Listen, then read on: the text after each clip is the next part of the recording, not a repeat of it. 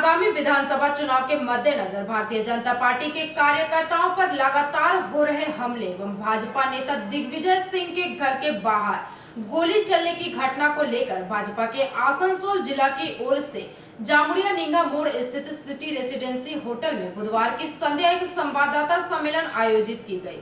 Commission में इन सभी विषयों को लेकर आपत्ति दर्ज करा रहे हैं। हम प्रशासन के खिलाफ भी आपत्ति दर्ज करा रहे हैं और तत्काल अगर ये गुंडे नहीं पकड़े गए, ये बदमाश नहीं पकड़े गए तो हम अगली स्टेप पर भी विचार कर रहे हैं। इसमें क्या लगता है, राजनीतिक षड्यंत्र है या क्या? हर हमले के पीछे तृणमूल का हाथ है, हर माफिया के पीछे तृणमूल है। ओके? भाजपा नेता उनका 100 बरामद पूरा जुड़ता हुआ मिला है। उसके बाद जिस तरह से बीरभूम में भी आज कई जगह पे बीजेपी कार्यकर्ताओं पर हमला हुआ है, क्या लगता है कि चुनाव से पहले इस तरह से किया? 2 दिन बाद चुनाव होने वाला, उससे पहले ये हार की बौखलाहट है। मैं बोल चुका उस बात को, लगभग वही बात मैं भी कहूँगा। पर इससे हमारे कार्यकर्ता में और जुनून आ रहा है। 134 लोग खो चुके हैं हम अभी तक, एक की बात नहीं, 134 शहीद हुए हमारे कार्यकर्ता, और इनका किसी का भी बलिदान व्यर्थ नहीं जाएगा। आप ये तय मान के चलना, एक एक की कीमत चुकानी पड़ेगी तृणमूल कांग्रेस को, ममता बनर्जी को। जाए जैसे अभी देश में कोरोना का ग्राफ बढ़ रहा है, आपको क्या लगता है कोई भी राजनीतिक दल इतना बड़ा रैली करे या कुछ करे? देखिए, सावधानियों के साथ में, एहतियात के साथ, प्रिकॉशन के साथ में ये सब चीज़ें चलती हैं। आप मास्क लगाओ, मैं मास्क लगाऊं, इन मास्क के साथ में, सावधानियों के साथ में सब चीज़ चलने वाली चीज़ें। हम इस स्टेज पर आके तो कुछ आगे बोल नहीं सकते ना, चुनाव आयोग ही बोलेगा। जीत रहा है, चाहे दिग्विजय सिंह पर जिस तरह से हमला हुआ, उसको लेकर क्या इलेक्शन कमीशन में कुछ कंप्लेन करने जा रहे हैं? हाँ, हम इलेक्शन कमीशन में इन सभी विषयों को लेकर आपत्ति दर्ज करा रहे हैं। हम प्रशासन के खिलाफ भी आपत्ति दर्ज करा रहे हैं और तत्काल अगर ये गुंडे नहीं पकड़े गए, ये बदमाश नहीं पकड़े गए तो हम अगली स्टेप पर भी विचार कर रहे हैं। इसमें क्या लगता है, राजनीतिक षड्यंत्र है या क्या? हर हमले के पीछे तृणमूल का हाथ है, हर माफिया के पीछे तृणमूल है। ओके? पर हमला हुआ, कल दिग्विजय सिंह हमारे युवा मोर्चा के नेता के निवास पर हमले की कोशिश कर गोलियां चलाई। आपके ध्यान में इस विषय को लाने से अभिप्राय ये कहीं नहीं है कि हम डर गए। आपके ध्यान में लाने से अभिप्राय सिर्फ इतना सा है कि ये बात आपके माध्यम के समाज के ध्यान में रहे कि हार के डर से तृणमूल बौखला रही है और उनकी बौखलाहट का परिणाम यह है कि वो हमलों पे उतर आई है। जुल्म के आगे नहीं झुकेंगे, जुल्म किया तो और लड़ेंगे। डरने का कोई प्रश्न ही नहीं होता। शेर के बच्चे अगर शारों से दहशत खाएंगे, सोचिएगा फिर वो कैसे जंगल में रह पाएंगे। भारतीय जनता पार्टी संघर्षों में पैदा हुई है और इसलिए वो जो भी गुंडे हैं जो हमले कर रहे हैं, वो जो बदमाश हैं, वो जो माफिया हैं, वो इतना जान लें कि उनकी आयु अब कुल 1 महीने की बची है, 2 मई तक।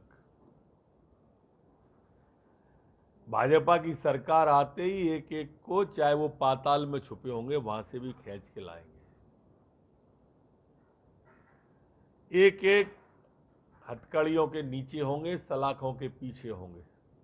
कोई माफिया नहीं बचेगा, कोई अपराधी बचेगा नहीं 2 मई के बाद में। इसलिए आपके माध्यम से उन्हें चेतावनी देना चाहता हूं। मैं चेतावनी उन प्रशासन के अधिकारियों को भी देना चाहता हूं जो तृणमूल के कार्यकर्ता बन के काम कर रहे हैं। वो कलेक्टर हो, वो एसपी हो, वो आईजी हो, डीआईजी हो। सरकारें तो आती जाती रहती हैं, पर आपको सर्विस करना है, ध्यान रहे आप न इस पक्ष के हो न उस पक्ष के हो, आप निष्पक्ष हो। और आप जो काम करें वो निष्पक्ष करें ही नहीं, दिखाई भी देना चाहिए।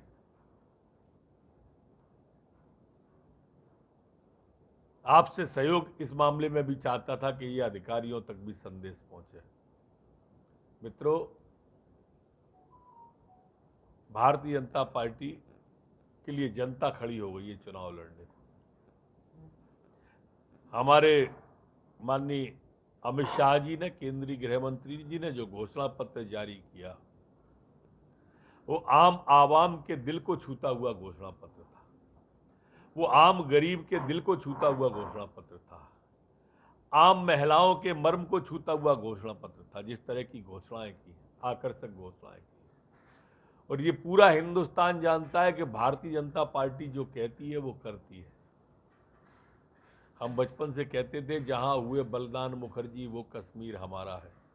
जो कश्मीर हमारा है वो सारा का सारा है। 370 हटी के नहीं, 35 हटी के नहीं। हम कहते थे हम सीएए लाएंगे, हमने अभी भी कहा है सरकार बनते ही पश्चिम बंगाल में सीएए लागू करेंगे। हम लेके आए दिल्ली में, हम पश्चिम बंगाल में लाएंगे। हमने कहा ट्रिपल तलाक हटाएंगे, लेके आए, यहां भी लाएंगे। हमने कहा था कि हम सौगंध राम की खाते हैं, मंदिर वहीं बनाएंगे। देख लो अयोध्या जाके बन रहा है कि नहीं बन रहा। तो भाजपा की कथनी और करनी में अंतर नहीं है। जो कहा सो किया, ये आपके सामने। और इसलिए जो माननीय अमित शाह जी ने घोषणा पत्र जारी किया, आम आवाम को विश्वास है कि जो कहा है वो करेंगे। महिलाओं को अगर मुफ्त में यात्रा देने की बात कही है, सीएए लाने की बात कही है, राशन की बात कही है, तो ये करेंगे।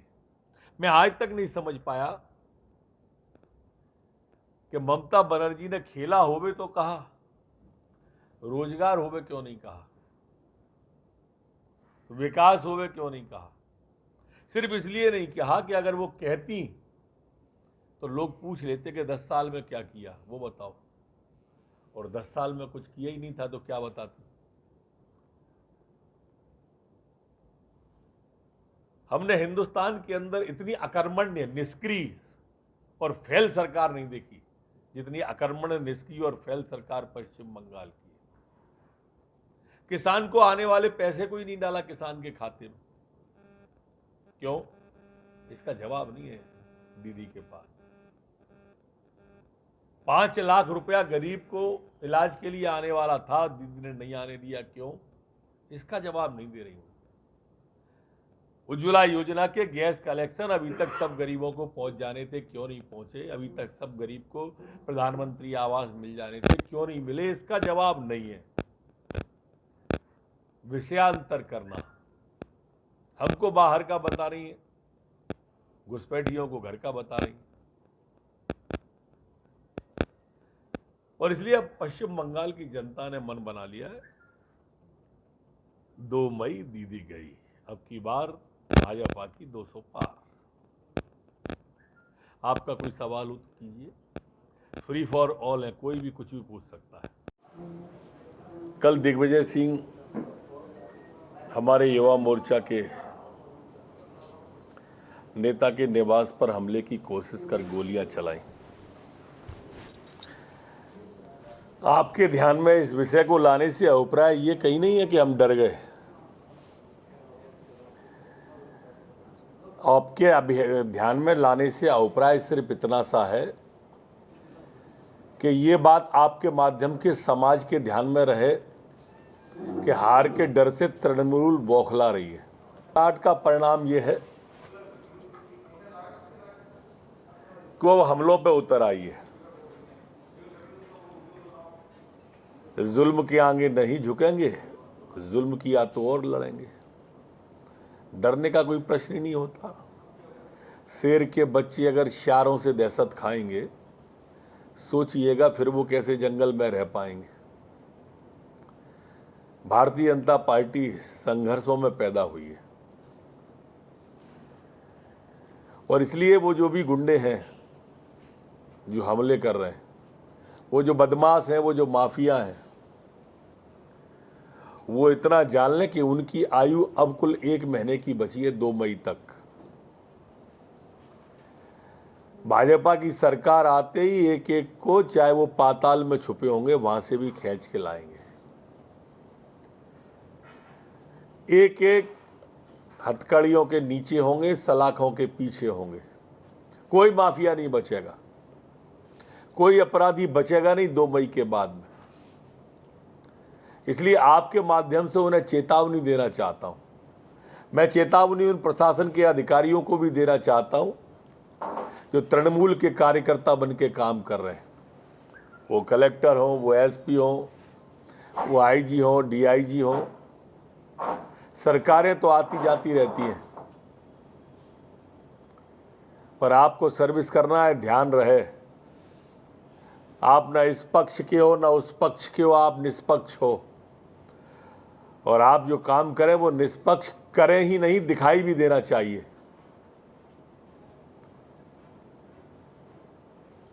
आपसे सहयोग इस मामले में भी चाहता था कि ये अधिकारियों तक भी संदेश पहुंचे। मित्रों, भारतीय जनता पार्टी के लिए जनता खड़ी हो गई है चुनाव लड़ने को। हमारे माननीय अमित शाह जी ने, केंद्रीय गृह मंत्री जी ने जो घोषणा पत्र जारी किया, वो आम आवाम के दिल को छूता हुआ घोषणा पत्र था। वो आम गरीब के दिल को छूता हुआ घोषणा पत्र था। जामुड़िया से दिलीप साव की रिपोर्ट, पीवी न्यूज।